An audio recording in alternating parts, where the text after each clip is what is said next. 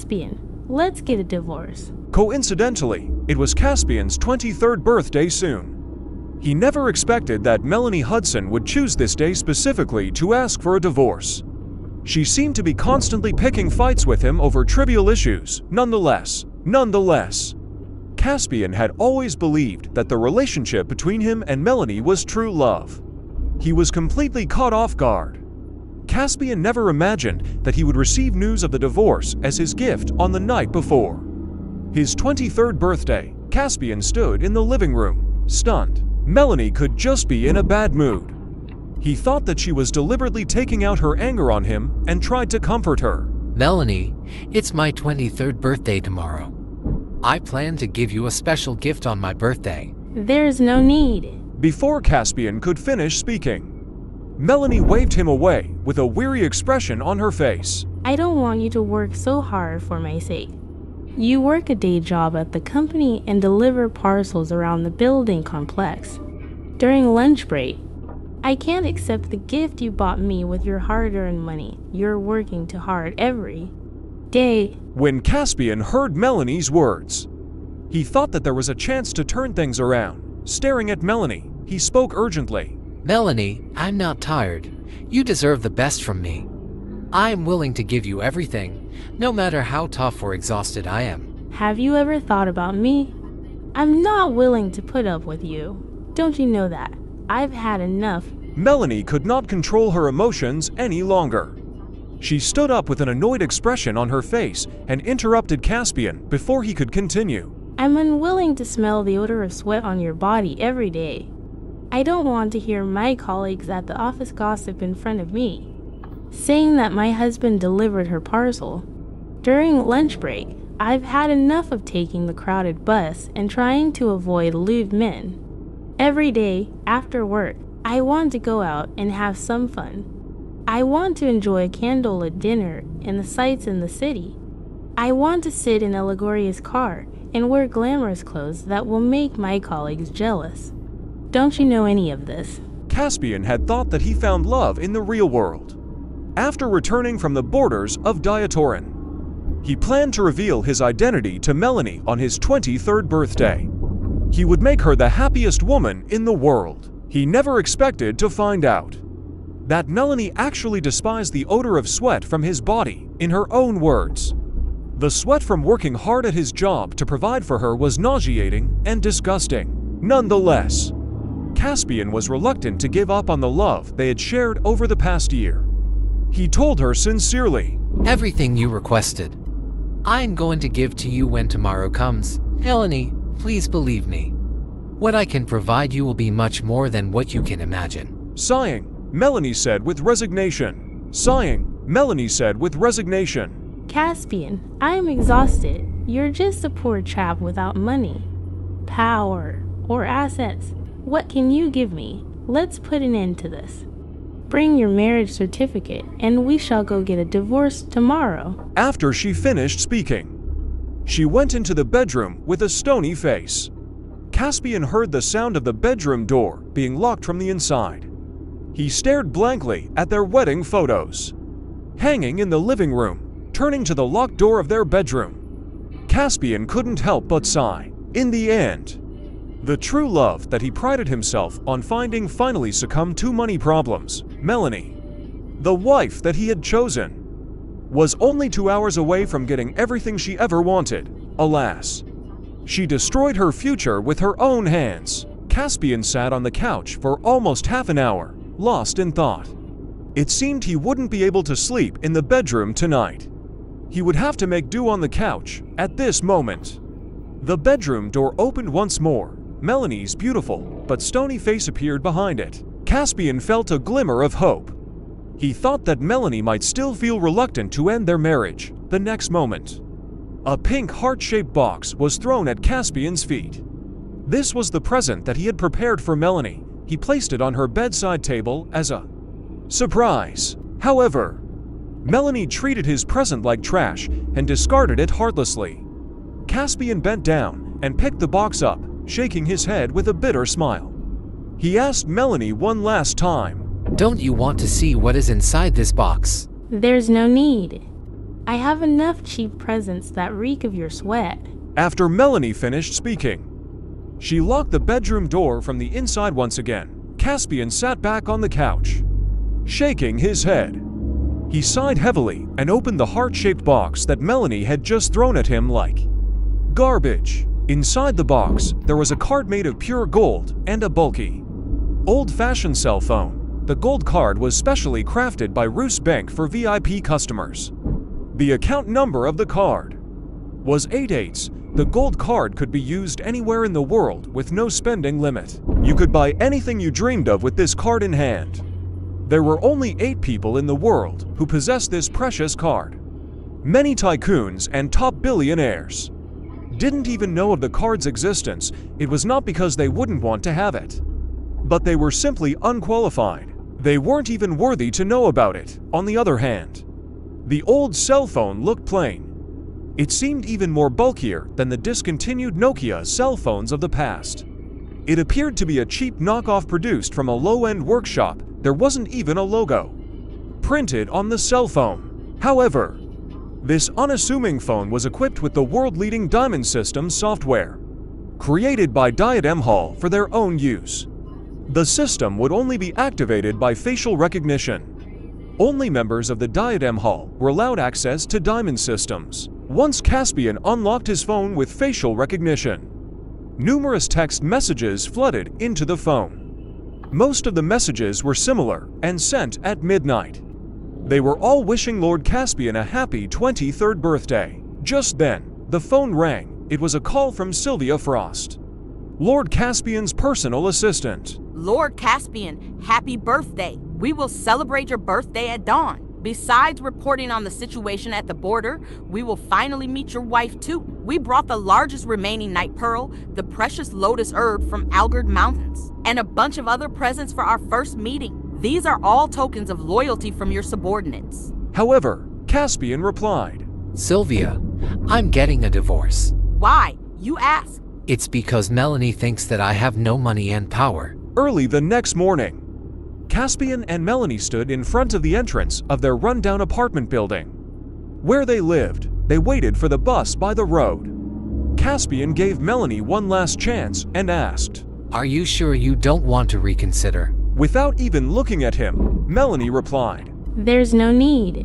As she finished speaking, her phone started ringing from inside her new bag. Melanie fished out her brand new phone. When she saw the caller ID on the screen, she walked over to a nearby sycamore tree. She answered the call in a gentle tone. A few months ago, Melanie had spoken to Caspian in such a sweet voice as well. However, her favor now belonged to another man who was on the other end of the call. Once Caspian was certain that their relationship was over, he didn't waste time trying to change her mind. The bus arrived after a while. When the doors opened, Caspian gestured to Melanie, who had just finished her call, to get on the bus. Melanie walked over to the bus and glanced at Caspian. There was a hint of disdain and mockery in her gaze as she stared at Caspian with pity. A few months ago, we took the bus to register our marriage. Today, we are also taking the bus to divorce each other. Remember, this is the reason for our divorce. The third stop of the bus route was at the Civil Affairs Bureau. Both of them sat in different rows without speaking a word, right behind each other. Afterward, they arrived at the counter. For divorce proceedings at the Civil Affairs Bureau, the staff invited them to sit down and asked for their documents. As the staff member checked their documents, he asked the both of them, Have you considered this thoroughly and divided your joint assets? Melanie couldn't wait to respond. We have thought this through. Please settle the proceedings quickly. We don't have many assets. We live in a rental house, and we can't afford a car. The items in the room are all we have. Some were bought by me and some by him. I'm leaving everything to him. We also have a small amount in the bank account which I will leave to him as well. It's probably around $180. I don't want anything. Although she sounded like a generous person, her look of disdain clearly showed that she thought of it as charity to her ex-husband. Caspian sensed an urgency in her tone. The staff member finally stamped their divorce certificates After that, he handed them to Caspian and Melanie respectively. When they registered for marriage, they had to queue up and verify their documents to complete the proceedings. It took them around half an hour. On the other hand, getting divorced was much quicker. In less than 10 minutes, both of them walked out of the Civil Affairs Bureau. Caspian looked up at the sky and turned to Melanie with a smile. Melanie, even though we are divorced now, can we still be friends? Melanie didn't even make eye contact with Caspian. She stuffed the divorce certificate into her bag and casually touched up her makeup. With a small mirror, It's better if we treat each other like strangers in the future. When I look at you, I am reminded of the time I lived in poverty. The 6 months of our marriage felt like a nightmare to me. Now that the nightmare is over, I feel so relieved. Caspian was taken aback. He never thought that the woman he did his best to love for the past 6 months would describe their time together as a nightmare in that instant. Any lingering feelings he felt for Melanie disappeared completely at that moment. The revving sounds of a sports car app. The next second, the car door opened. A one-eyed man with pockmarked skin and balding hair stepped out of the car. Caspian recognized this man. He was Bobby Mason, the son of their company's general manager. Bobby was born with only one eye, although he was ugly. He had a decent family background. His career was mediocre at best. He had to rely on his dad's connections to get to where he was currently. Thus, he remained unmarried for years. When Bobby got out of the car, he walked over to Caspian. Although you didn't do much, thank you so much for taking care of my wife for the past 6 months. From now on, she's my woman. I'll definitely do my best to take care of Melanie, don't worry. When she's my wife, I will not let her take public transportation nor do any house chores. I'll do my best to give her the best life I can afford. I'll definitely make her happier than ever before. Dear ex-husband, don't worry about her. Bobby's cheeky words of gratitude toward Caspian did not mask the mocking tone in his voice. At the same time, he flaunted his wealth. Caspian ignored him but stared at Melanie with surprise and curiosity. In his mind, he thought that Melanie could do much better. She should have found a younger, richer, and more successful man than him. Who would have thought that Melanie only wanted a rich man? Except for being richer than him on the surface. Bobby's physical appearance was utterly repulsive. Caspian asked her, Did you divorce me because of him? Melanie hung her head as her cheeks turned red with embarrassment. In the next moment, she mustered her courage and looked up. She shouted, Yes, I divorced you because of Bobby. Bobby has been good to me and will give me a better life. He genuinely cares for me. I'm not a materialistic woman. Bobby is kind to me. He is also willing to spend time to keep me company in my eyes. That makes him far superior in comparison to you. Perhaps only by shouting that Melanie could convince herself that she wasn't a gold digger. She was clearly trying to hide her feelings of shame toward Caspian. Caspian, I know you loved Melanie. That's why you let her go. Men should be open-minded. Competent men like me must do their best to take care of the woman they love, while incompetent men should let them go. For example, you let Melanie go and allowed her to pursue happiness. As Bobby spoke, he nodded condescendingly at Caspian. There is a kind of love called letting go. You've done well. Caspian chose to ignore Bobby and turned to Melanie. He had a look of disappointment on his face. Did you abandon me for this handicapped man? You've really disappointed me. Caspian's words hit a nerve with Melanie. Melanie couldn't care less about her image and screamed hysterically on the spot. How dare you call my husband a handicapped man? He drives a wrecked car. How about you? You take the bus every day. He earns tens of thousands of dollars each month, and his father is a manager of the company. How about you? You work a day job and deliver parcels in the afternoon. You come home every day covered in sweat. But you only make $5,000 a month. What do your parents do? They must be living in a remote village, I guess. We have been married for half a year. But you won't even let them meet me. Are you concerned that they would lose their way in the city? Or are you afraid that I will look down on them? If you have the nerve to call Bobby a handicap, why don't you take a good look at yourself first? you're worse than trash. Even if you scrimp and saved all your life. You can't even afford to buy a car, let alone a sports car, Caspian. Accept your fate. You're just a poor loser. After giving Caspian a piece of her mind, Melanie turned to Bobby and took his arm. She spoke to him in a sweet voice. Darling, let's go. Bobby was still grinning widely. Melanie, how can you call him a poor loser? You are right about that, though. We should stay away from beggars like him in the future. In Caspian's eyes, the two shameless individuals yapping away in front of him deserved each other.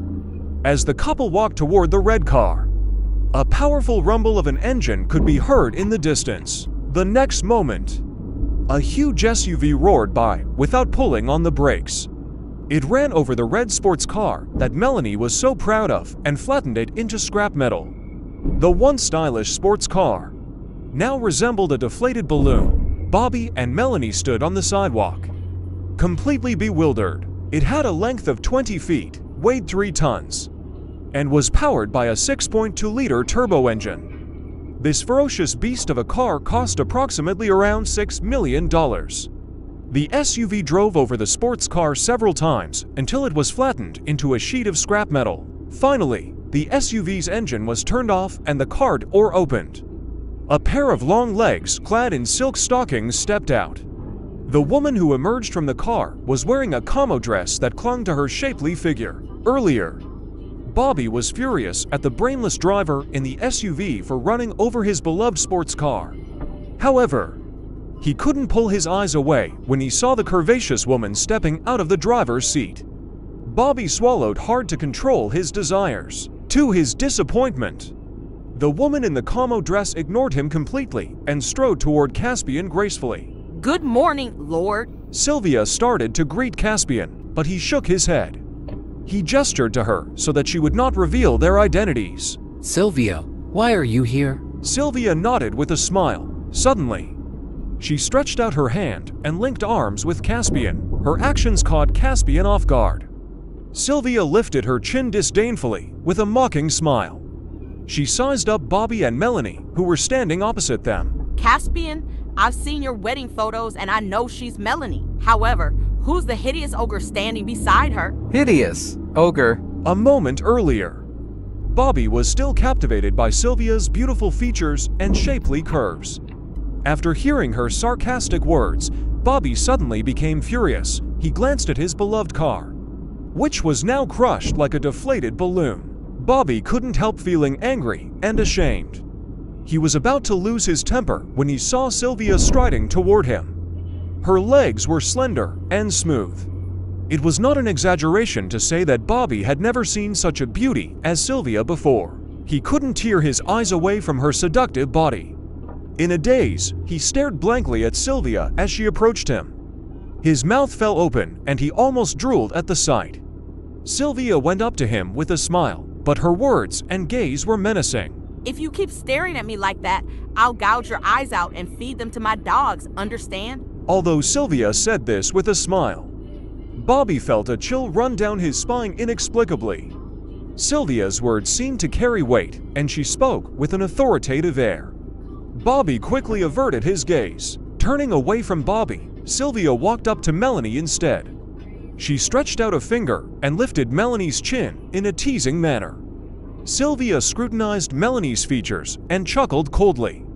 Her eyes were full of disdain and mockery as she said, My brother told me that you're a beautiful yet kind woman. He said it was rare to find a woman like that in this world. That was why he married you within half a year after getting to know you. She continued. Don't you know that my brother has pushed back so many important matters for your sake? You've only been married for half a year, and yet you're in such a hurry to get a divorce. How can you be so heartless? Melanie couldn't understand what Sylvia was talking about. But she didn't like the way Sylvia held her chin. Instinctively, Melanie tried to take a step back from her. Before she could even move, Sylvia raised her hand and gave Melanie a heavy slap on her cheek. Without hesitation, You ungrateful woman. Don't you know how many women in this world would die to marry my brother? It's your good fortune to have married Caspian. However, you didn't appreciate this marriage and complained about him being poor. While you were married, You were fooling around with other men in secret. You must be tired of living. After Sylvia finished speaking, she reached out and clamped her hands on Melanie's neck. Lord Caspian of Diatorin was a legendary figure with a reputation that preceded him. On her way here, Sylvia had decided to take Melanie's life on the spot, to avenge Lord Caspian for the humiliation he had suffered. After all, ending the life of a worthless woman like Melanie wouldn't cause any trouble for Sylvia. A gold digger who dared to spurn Lord Caspian himself would be eliminated by the people of Diadem Hall. As Sylvia increased the force of her grip, a hand suddenly held her wrist. It was Caspian. He shook his head and stopped Sylvia from killing Melanie. Sylvia released her grip without any warning. She landed another resounding slap on Melanie's face. Caspian is being generous and spared your wretched life. In my case, I'm not as forgiving as he is. Didn't you complain that my brother is poor? Well, now I'll show you just how much money my brother really has. With that, Sylvia went over to the heavily modified SUV. She retrieved a beautifully packaged box from the trunk and threw it at Melanie's feet. The box was filled to the brim with more than 20 limited edition handbags. Melanie went bag shopping at luxury stores frequently. Thus, it was not a difficult task for her to discern the authenticity of these products. I had prepared these bags for you as a gift since dawn. These are all custom-made designs for VIP clients. Each bag is the only one of its kind in the world. I'd like to ask you, Melanie, do you think you're worthy of these handbags? After that, Sylvia went to the trunk again and brought out a box of high-end perfumes. From their packaging and design, these perfumes were clearly customized fragrances that were exclusive to VIP customers. Sylvia took a few bottles randomly. The cost of those perfumes was on par with the value of Bobby's sports car. She opened the packaging without hesitation and poured the fragrant liquid all over the two boxes. After that, she took out a lighter made out of copper and lit it up. She casually tossed the lighter on the boxes. Bobby and Melanie were frightened and stepped backward. When Sylvia saw Melanie's reaction, she sneered. At least you have some self-awareness. You realize that you're not worthy of these precious items. She walked over to her massive SUV and patted the hood affectionately. Sylvia turned to Melanie and said, This is the latest SUV. Normally, it is priced at $5 million. In addition, with the personalized modifications added to the SUV from the factory, it's worth more than $10 million.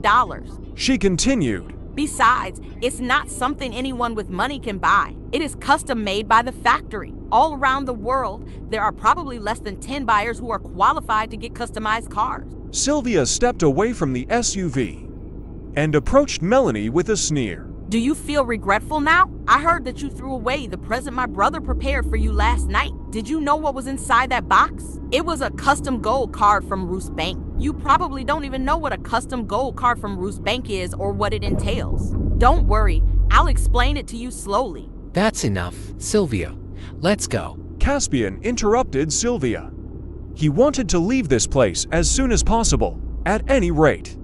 His relationship with Melanie had run its course, and he had nothing else to say to her. However, Sylvia did not obey Caspian's command this time. With a sweet smile, she said, Even though Caspian didn't want me to say this, I still have to tell you what you missed out on. Owning a custom gold card by Roos Bank allows you to spend money infinitely. Your descendants could buy everything they wanted, and it would still be too much for them to spend it all. Sylvia continued. Every year, $100 million would be deposited into the account of this gold card for your spending pleasure. The owner of this card is the man whom you just abandoned. It's Caspian, whom you deem to be worthless and poor. Melanie, I really can't figure it out. Are you that blind to have abandoned my brother and chosen to be with this loser instead? You are truly the most baffling person I've ever seen in my life. After Sylvia gave Melanie a good dressing down, she went over to Caspian's side. She reached out and linked her arm with Caspian's, whispering, Lord Caspian, how did I do? Caspian nodded and walked alongside Sylvia to the SUV.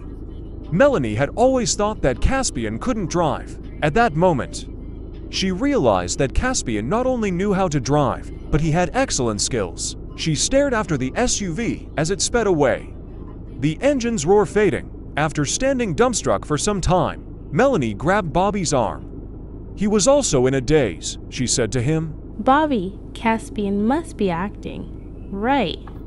He must have spent all his savings to employ a beautiful actress and rent a luxurious car to put on a show. He wanted to change my mind so that I would go back to him. Isn't that right? Bobby was confused by Caspian and everything that had happened. After listening to Melanie's assumptions, he suddenly had an epiphany. Changing the logo would easily fool someone. As for those luxury handbags, we only saw the packaging before that woman burnt them all up. There might have been nothing of value inside. Melanie and Bobby reached a conclusion. She nodded. I agree with you. Bobby, those bags must have been fake. Or else she wouldn't have set them on fire so casually. I frequent those luxury stores, so I would have known whether they were authentic at first glance. She must have been afraid that I would find out. That was why she deliberately set them on fire in front of me.